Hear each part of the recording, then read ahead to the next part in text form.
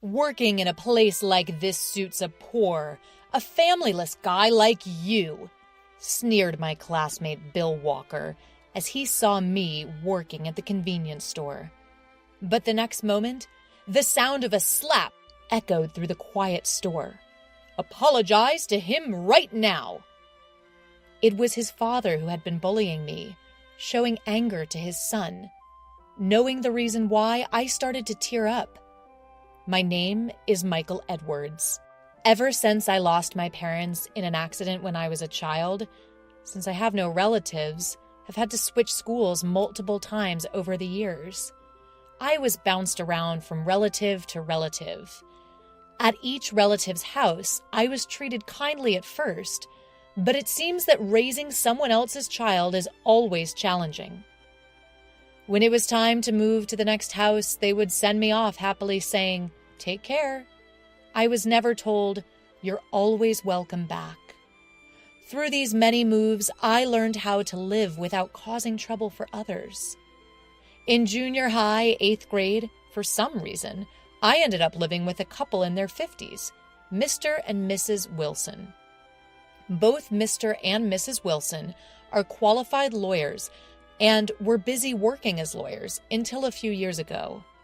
Now they're both retired and living peacefully. I didn't know why they took me in, as I was not a relative or anything. Regardless of the reason, I wanted to stay here forever. Because this town is where I lived with my parents until they died in the accident. Walking down the street, warm memories come flooding back. I wonder how long I'll be allowed to stay with the Wilsons. Reflecting on my past, I vowed to live quietly and cause as little trouble as possible until the time comes to leave. Contrary to my thoughts, the Wilsons were very kind and treated me like a real family. "Michael, let's go fishing together." "Michael, what do you want for dinner tonight?" I hadn't had such conversations since my parents passed away. I remembered that a real family was something this warm, and so I gradually opened up to Mr. and Mrs. Wilson. In 9th grade, Mr. Wilson asked my future plans.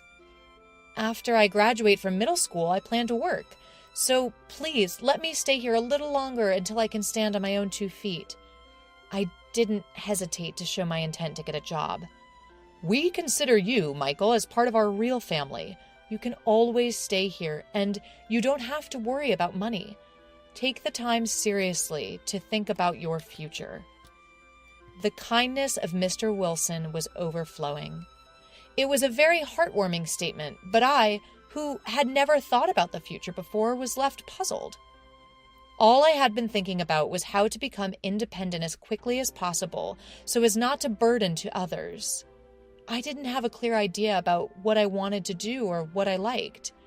Seeing my struggle and envisioning my future, Mr. Wilson said with a smile, "What you need, Michael, is time to face yourself.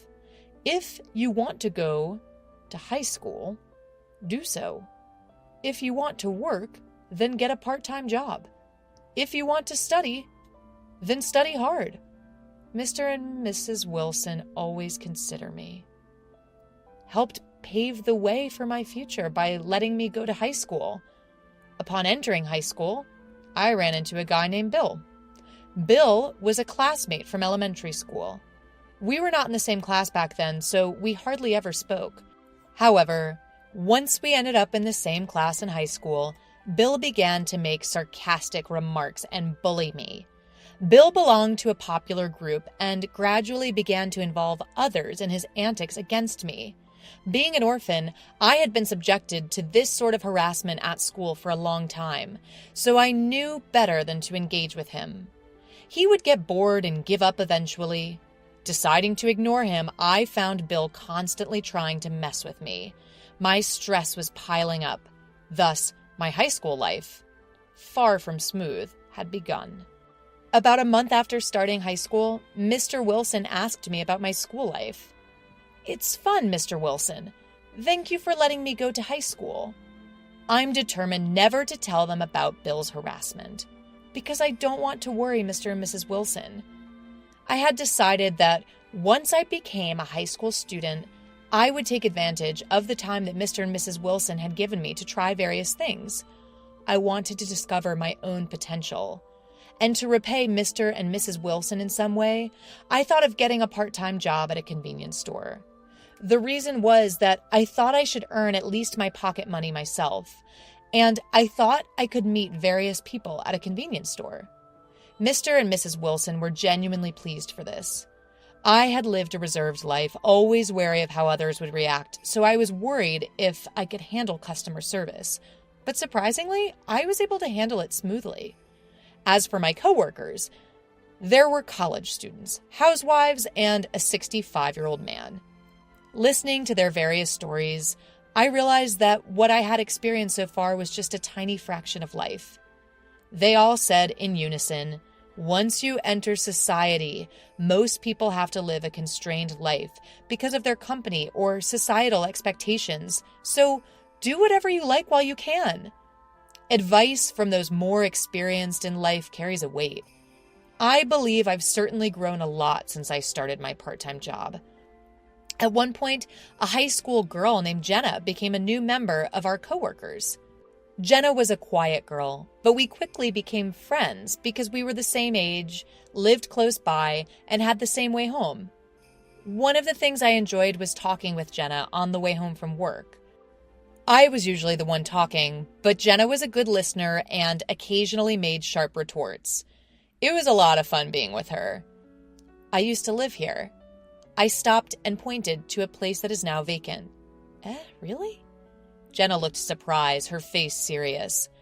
I told her about how my parents had died in a car accident when I was in the first grade, how I had transferred schools over and over again, and how I was now living in this town again, taken in by a kind couple. Jenna thought for a while before looking straight into my eyes and saying, "I'm glad you came back to this town, Michael." I didn't think too deeply about the meaning of her words. I was just happy. One day during a break, Bill came up to the front of my desk. "Your parents died in an accident, didn't they? They probably ignored a traffic signal or something.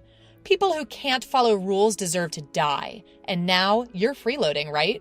You've been passed around by your relatives, and then you're taken in by people who aren't even relatives. That's definitely suspicious. They're probably going to make you do something bad, right? Man, your life is a mess." Bill said this with a smirk, loudly enough that everyone could hear. I had ignored him when he bothered me before, but this time I couldn't. I was angry when he spoke ill of my parents and the couple, Mr. and Mrs. Wilson. Don't talk nonsense when you don't know anything. Before I knew it, I was grabbing Bill. "Michael, you should calm down." My friend stopped me, and I came back to myself, shaking my fist and taking deep breaths. The classroom was silent. Bill, surprised by my first retaliation. "What are you doing? It's the truth." Bill spat that out and returned to his seat. I managed to suppress my anger, grabbed my bag, and left the classroom. It's too early to go home. I sat down on the riverbank, staring blankly at the river. The chirping of birds, the flowing water, the sound of grass rubbing against the wind. Ordinary life was passing right before my eyes. I used to take walks here with my mom and dad. Memories of the past resurfaced. The memories from when my parents were alive are only of happy times. Catching bugs together, setting off fireworks, making birthday cakes. I wonder what kind of person I would have become if my parents were alive. I tried to think about it, but I stopped right away. How many hours have I been sitting here? The sun that was directly above me was now shining on me from the right. I guess it's time to go home. I had completely regained my composure. Returned to the house where Mr. and Mrs. Wilson were waiting. "I'm home." "Welcome back, Michael. Can we talk for a moment?"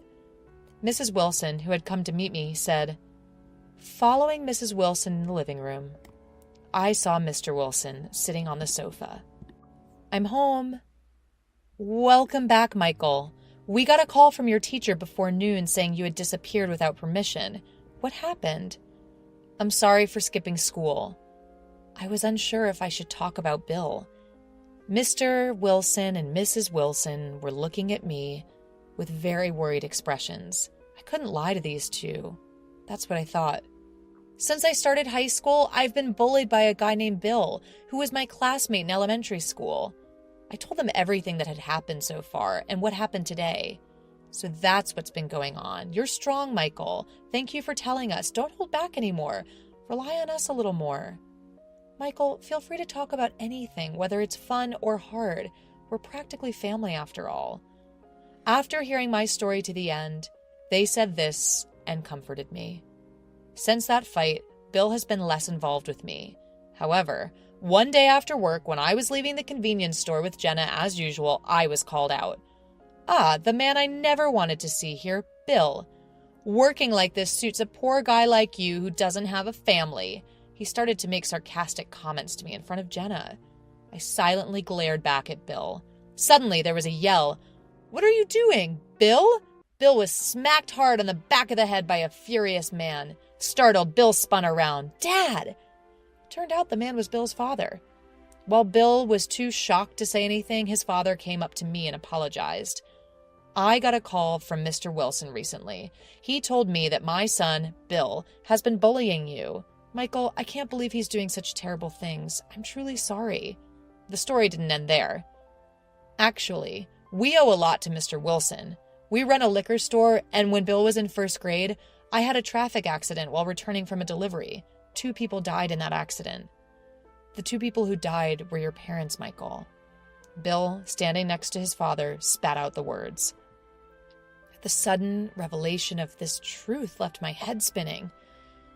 Bill's father looked down for a moment, then raised his face and continued. Your parents, Michael, ran into the street against a red light to save a small child. I wasn't speeding, but I couldn't avoid them because of the sudden event. I'm truly sorry. Bill's father seemed to be suffering greatly, and I could see his arms trembling with tension. People around me suspected I was speeding. I was already in shock from causing the accident, and being doubted made me physically and mentally devastated. The people who helped me out that time were Mr. and Mrs. Wilson. Here's a summary of the rest of the story. In this accident, Bill's father asked Mr. Wilson for legal assistance. Apparently, Mr. and Mrs. Wilson were seniors from Bill's father's college club and had known him well for a long time. They listened to his story with great empathy, gathered evidence piece by piece that this accident was unavoidable, and dealt with it. Thanks to them clearing up the misunderstanding, he was able to live with his family and continue the liquor store. He was deeply grateful to Mr. and Mrs. Wilson. However, after the accident, false rumors spread, and the family couldn't go outside for a while. Customers stopped coming to the store, and Bill was bullied at school. Bill started talking about these things like a dam bursting. You've been able to return to a normal life because Mr. Wilson helped you, haven't you? Bill's father chastised Bill, but why did they ignore the signal? Dad, who was obeying the rules, was suspected, and I was in pain. Dad is not guilty. It seemed like Bill was venting the frustration he had felt long ago. Bill's father seemed to be in pain, realizing that he had put even a young Bill through a hard time, and knowing that he had been thinking about his welfare. Bill, I'm sorry. You were young, and I thought you had long forgotten about the accident. Let's go home and talk about this slowly, Bill's father said to Bill. Then, with a deep bow to me, he put his hand on Bill's back, and the 2 of them slowly went home. Michael. Jenna, who had been listening to the whole thing, called out to me from behind. Michael, to tell the truth, your parents were protecting me when they had the accident. At Jenna's sudden confession, I was lost for words. According to Jenna, on the day of the accident, she, who was then a first grader, was out walking her pet dog. When she stopped at a crosswalk, her dog suddenly bolted onto the road, startled by a bird that had taken flight. Jenna, having let go of the leash, desperately chased after her dog, and she too ended up on the road. Just then, a loud horn blared and a truck came from Jenna's right. When Jenna came to, a man and a woman were lying next to her. Apparently they were my parents. From an eyewitness, Jenna learned that the 2 had run out after Jenna and her dog, trying to shield them. And later, she learned that the 2 who had saved her had died. Jenna's parents did go to apologize, but Jenna, shocked by the accident, shut herself in for a while. By the time Jenna was finally able to go out again, I as the bereaved, was taken in by relatives, and no one was living in the Edwards residence. In the end, Jenna had been living with the frustration of not being able to apologize. When Michael talked about his parents, I thought maybe, and after hearing that person's story, I was sure.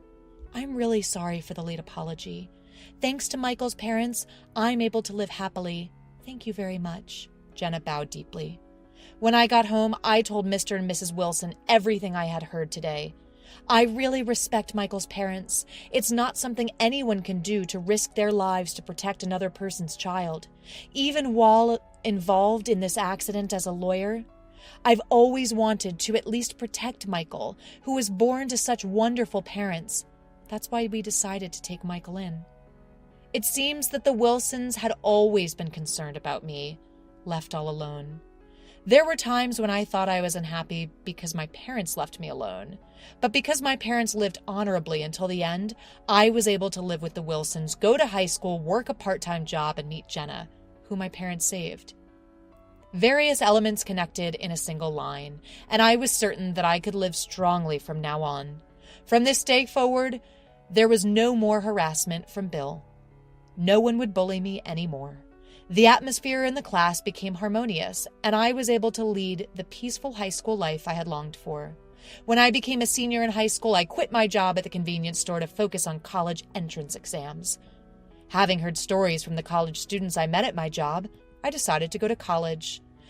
The faculty I want to join is the law department. In the future, I want to become a lawyer like Mr. Wilson and help people. And then in March, I successfully passed the university entrance exam. And Jenna goes to the same university. Actually, we've been dating since our sophomore year of high school. Michael, let's go report our acceptance to the convenience store where you used to work. Saying so, Jenna started running across the riverbank. I don't know if it's fate, but we met. And knowing the past, we've come to cherish ourselves and live with hope for the future. I will continue to live with all my might, proud of my parents who risked their lives to help others. Thinking so, I started running across the riverbank where I used to walk with my parents.